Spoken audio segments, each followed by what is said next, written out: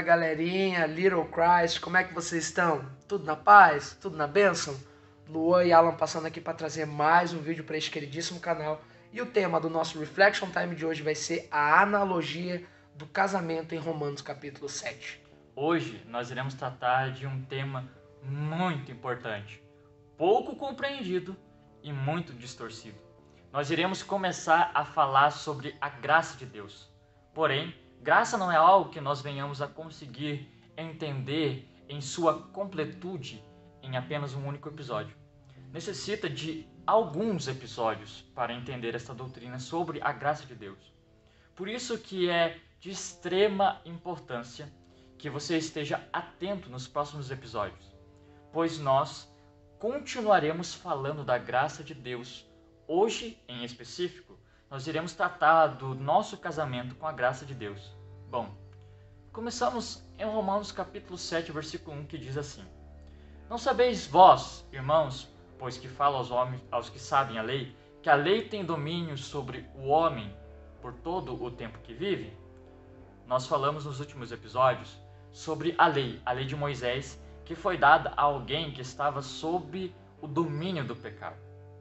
E neste versículo, o apóstolo Paulo está dizendo que a lei permanece dominando a pessoa enquanto ela estiver viva.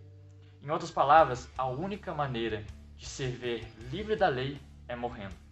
Entendido isto, Paulo, nos próximos versículos, irá exemplificar o que ele acabou de falar com uma analogia sobre casamento. O que para mim, quando não entendia o assunto, parecia que Paulo, na verdade, estava sendo hiper aleatório, mas quando ele conclui aquilo que ele estava falando lá no versículo 1, depois da analogia do casamento, mostra claramente que a analogia não era Paulo iniciando um assunto sobre lei e depois mudando do nada para falar de casamento. Nos mostra que a analogia serviu de ilustração para o que ele estava falando. Portanto, vejamos a analogia a partir do versículo 2 e 3.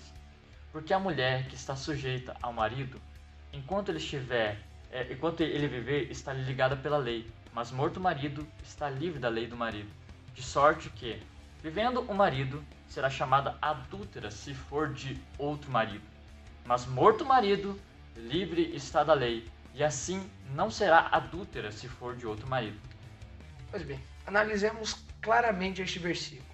Ele começa dizendo que a mulher está ligada ao marido enquanto ele viver por causa da lei. Mas se esse marido morrer, ela então estará livre da lei do marido, se tornando então uma viúva. Sendo assim, ela pode se casar com outro marido, pois seu antigo marido morreu. Mas se ela se casasse com outro marido, enquanto o seu antigo marido estivesse vivo, ela estaria cometendo o pecado de adultério.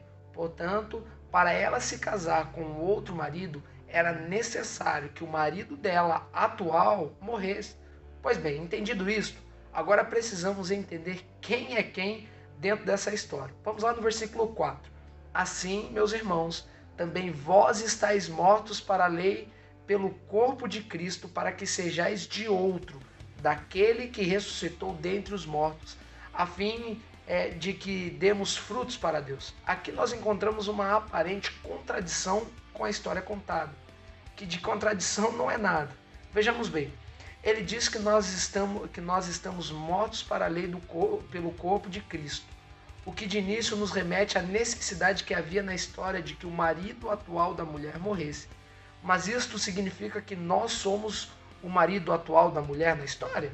Não, pois essa possibilidade é rebatida quando ele diz, para que sejais de outro. Quando ele diz isto, ele nos compara então com a mulher que seria de outro marido se o marido atual morresse. Portanto, nós somos a mulher da história que foi contada. A história conta que o marido atual precisava morrer, mas na comparação mostra que quem morreu não foi o homem, foi a mulher. Para que a mulher se casasse com outro marido, era necessário que o marido atual morresse. Mas isto não acontece. Quem morreu foi a mulher. Agora, se nós somos a mulher, quem é o marido atual? Leia com atenção o que o versículo diz. Assim, meus irmãos, também vós estáis mortos para a lei. Ou seja, A mulher que nos representa na história morre para o seu marido, assim como nós morremos para a lei, ou seja, quem é o marido atual daquela mulher? A lei. Agora veja bem, irmãos, preste muita atenção nisto, porque é importante. Neste mesmo capítulo, Paulo vai dar umas características deste marido. Vejamos lá no versículo 12. Por conseguinte, a lei é santa, e o mandamento santo e justo e bom. Este marido é santo, e em 1 Timóteo 1,8, Paulo vai dizer que ele é bom. Então, por que a mulher queria se ver livre deste casamento? Se o marido é santo e bom, qual era o problema? O problema não estava no marido, mas na mulher que ele estava se casando, ou seja, nós. Como nós já vimos, a lei foi dada a homens com uma natureza pecadora, que era incapaz de obedecer à lei. Por isso, nos vem em Romanos 8,3. Porquanto o que era impossível à lei, visto como estava enferma pela carne. Em Hebreus 7,19 diz, pois a lei nenhuma coisa aperfeiçoou. Este casamento com a lei era um casamento doente, um casamento sofrido, pois a lei era santa e boa, nós pecadores e depravados. O marido queria a santidade de sua esposa, queria justiça, mas a esposa não conseguia alcançar o que ele queria. E por não alcançar, ela vivia debaixo de culpa e condenação. Era realmente um casamento difícil.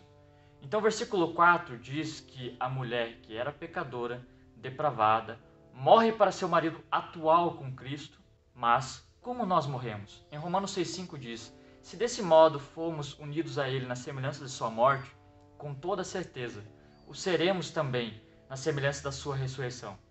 Portanto, nós, a mulher, morre com Cristo e ressuscita com Cristo. Desta maneira, o que antes deveria ser a morte da lei, na verdade se tornou a nossa morte em Jesus. De tal forma que no momento da conversão, nós nos unimos a Ele. E quando fazemos isso, nós morremos com Ele e ressuscitamos com Ele. E fazendo isso, nós nos tornamos livres da lei de Moisés e renascemos com Cristo para podermos nos unir a um outro marido. Por isso que em Romanos 10,4 diz, porque o fim da lei é Cristo. Agora, veja bem, nós sabemos quem é a mulher da história, que somos nós. Sabemos também quem era o primeiro marido, que era a lei. Mas quem é o outro marido? Vamos ler João 1,17 que diz o seguinte, porque a lei foi dada por Moisés, a graça e a verdade vieram por Jesus Cristo. Nós estávamos em um casamento com a lei, mas quando cremos em Jesus, nós nos unimos a Ele, na sua morte e na sua ressurreição. E então podemos nos casar com um outro marido, que se chama graça. A graça é maravilhosa, ela é santa, ela é perfeita, ela é boa, assim como a lei. Só que tem um porém, a graça também exige santidade. A graça também exige obediência, assim como a lei também exige. Você pode então estar se perguntando, mas o que diferencia um do outro? Porque se a graça é santa e boa como a lei, e é exigente como a lei, o que mudou de um casamento para o outro? Veja bem, a lei exigia santidade, mas não te ajudava a alcançar a santidade. A lei dizia para você ser perfeita, mas você tinha que ser perfeita sem ajuda. Ela é o famoso se vire para fazer. Era um marido que não te ajudava, pois a lei trata com o pecado e não com o pecador.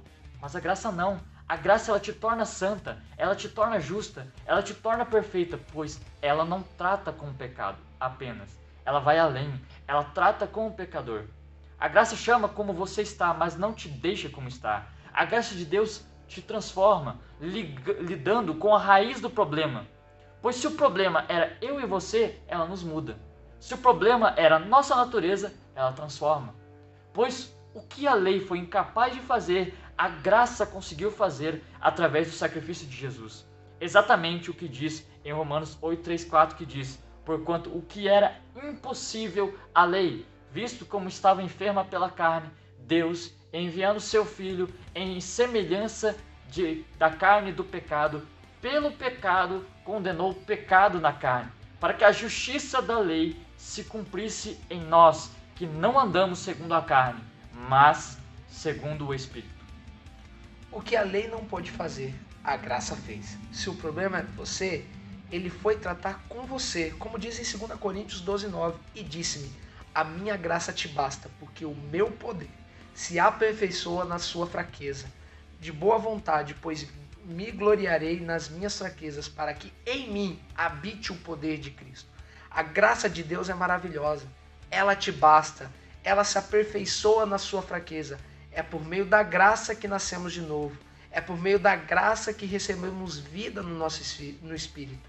É por meio da graça que nos tornamos justos, santos e perfeitos. É por meio dela que temos comunhão com o Pai. É por meio dela que fomos libertos da condenação, da maldição do pecado, por causa da maravilhosa graça de Deus. Mas o que foi que nós fizemos para merecer a graça de Deus? A resposta é nada. A graça é o favor imerecido de Deus.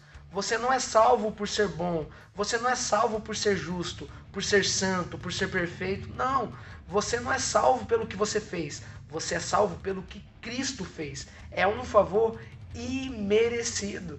É aí que nós vemos, né, Alan, o quão maravilhoso é a graça de Deus, né? Exatamente. E este é o nosso episódio de hoje, falando sobre o nosso casamento com a graça. Que Deus vos abençoe. E tamo junto. Até depois do fim.